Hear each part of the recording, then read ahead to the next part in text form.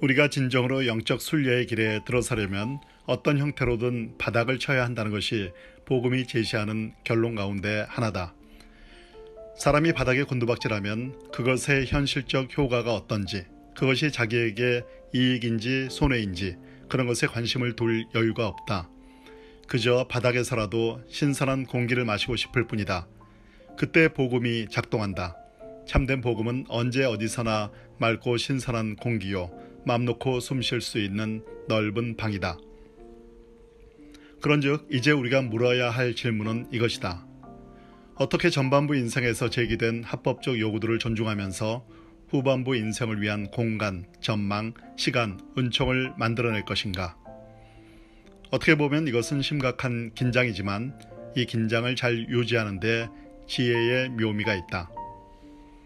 전반부 인생에서 복음이나 지혜로운 사고방식을 몸으로 체득하는 경우는 거의 없다. 그래서 교회와 학교 등 각종 조직과 그 조직이 제시하는 소위 정답이란 것에 몸을 의탁한다. 그러나 그들이 제시하는 많은 정답들이 정작 답 없는 답인 경우가 많다. 그 답 없는 답들을 중심으로 인생의 탑을 쌓게 되는 것이다. 그럼으로써 더 크고 넓은 세계가 아니라 자기만의 세계에 함몰되어 버린다. 모든 사람이 그 위에 떠서 함께 흐르는 작은 강을 지키기 위해 당신은 그 작은 강을 있게 만든 더 깊은 강을 끝내 부정하고 마는 것이다. 실제로 당신이 인생에서 하는 대부분의 일은 작은 강에 놓인 배와 다리를 손질하는 것이다. 그것이 가장 중요한 것으로 알고 그것만을 하다가 정작 더 깊은 강으로는 한 번도 들어가지 못하고 인생을 마감하게 된다. 이것은 성직자의 세계에서도 흔하게 일어나는 일이다. 목사와 사제들은 여전히 성직자들의 통제가 먹히는 교회의 성소를 그들의 유일한 세계로 여긴다. 그들 역시 일반 사람들처럼 작은 강에서 작은 일들을 꼼꼼히 손질하다 이 땅을 떠나게 된다. 그 결과 보다 근원적인 큰 강에 몸을 한 번도 던지지 못하게 되는 것이다. 인간의 에고, 그리고 대부분의 조직들은 서로 예민하게 맞받아치는 세상을 살아간다. 그러나 영혼은 풍요와 은총, 자유라는 결코 조직화되지 않는 큰 바다를 헤엄친다. 복음서에는 해질녘에 와서 일한 노동자와 온종일 일한 노동자에게 똑같은 임금을 지불하는 고용주가 등장한다는 사실을 기억하자. 그것은 서로 맞받아치는 에고나 조직에서는 불가능한 일이다. 영혼의 차원이 아니면 결코 그런 계산이 나올 수 없다. 하나님의 영에 충만되어 사는 사람은 그 영의 고요함으로 자신의 거친 맥박을 가라앉히고 그 영의 편안함으로 자신의 성급함을 늦춘다. 그 영에 충만되어 사는 사람은 이것 아니면 저것이어야 한다는 흑백 논리에 함몰된 세상에 다른 선택과 대안이 있는 새로운 세상을 보여준다. 이 땅에서 영으로 사는 사람들이야말로 세상 사람들이 존재하고 성장하는데 반드시 필요한 소금이고 누룩이고 빛이다. 진정한 원로가 중요한 이유가 여기 있다. 모든 조직들이 후반부 인생을 살아가는 원로들을 어른으로 모셔야 하는 이유 또한 여기에 있다. 진정한 원로는 자기가 속한 조직이 자기 이익만을 추구하는 데 빠지지 않도록 충분히 지켜줄 수 있다. 그 속에 영으로 사는 이들이 몇 명이라도 들어있지 않은 집단에서는 해질녘에 와서 일한 사람이나 줄의 끝자락에 있는 사람 또는 변두리로 몰려난 사람이 남들과 동등하게 대우받는 일이 결코 일어나지 않을 것이다.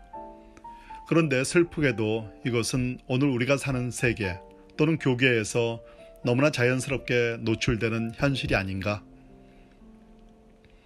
그러기에 대부분의 사람들이 에고 중심적인 인생 전반부를 살고 있는 곳에 인생 후반부를 사는 진정한 어른들이 두세 사람이라도 함께 살 수 있도록 그들을 위한 자리를 마련하고 조건을 갖추어야 한다. 우리 사회 전체를 위해 이것은 너무나 중요하다.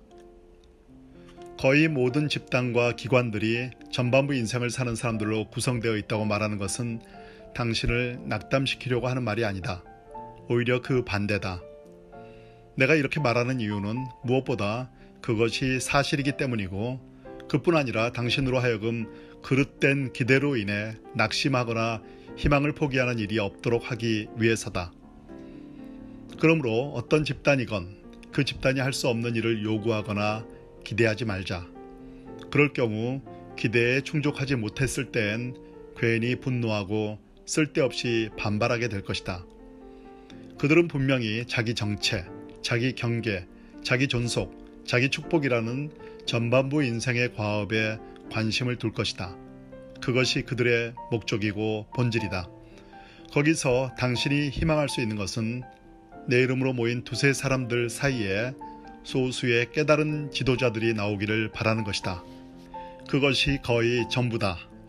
당신이 인생 후반부를 사는 진정한 어른이라면 당신은 꼭 해야 한다고 생각되는 일을 하는 사람들을 진심으로 축복하고 그 일을 하도록 허용하되, 만일 그들이 자기 자신이나 남들을 해치고 있다면 그러지 말라고 정면에서 타이르고 경우에 따라 그들에게 도전도 한다. 그러나 당신은 더 이상 그들과 함께 전반부 인생을 살지는 않는다. 당신은 이제 온전한 후반부 인생을 살고 있다. 물론 당신은 그들이 하는 온갖 선한 일을 위해 그들과 같은 기관에 속할 수는 있다. 그러나 더 이상 당신의 모든 것을 한 가지 사업에 몽땅 걸지는 않는다. 그것이 불필요한 실망과 분노로부터, 안에서 열 수 없게 되어 있는 문을 밖에서 두드리는 헛수고로부터 당신을 그리고 타인들을 지켜줄 것이다. 예수께서도 길바닥이나 돌밭이나 가시덤불에 씨를 뿌리는 것은 시간과 에너지를 낭비하는 것일 수 있다고, 그러니 기름진 토양을 기다려야 한다고 말씀하셨다. 나는 기름진 토양을 기다리는 그들을 증식하는 사람들, 묵상하는 사람들 또는 변화의 주체들이라고 부른다. 나는 집단으로든 개인으로든 처음 시작하던 때의 마음과 자세를 잃어버린 교회 안에서보다 그 바깥에서 이 기름진 토양을 기다리는 자들을 더 많이 본다. 누가복음 16장 8절에서 이 세대의 아들들이 자기 시대에 있어서는 빛의 아들들보다 더 지혜롭다고 말씀하신 예수께서 죄인, 변방인, 이방인, 사마리아인, 여자, 로마군 장교, 가난한 사람, 나병 환자 등을 당신이 만든 이야기의 주인공으로 삼으신 이유도 아마 그래서였으리라. 예수님이 베드로에게 주신 잠그고 열 수 있는 능력의 천국 열쇠가 잠그는 쪽으로는 자주 사용되는 데 비해 여는 쪽으로는 거의 사용되지 않는다는 사실이 나는 늘 의아스러웠다.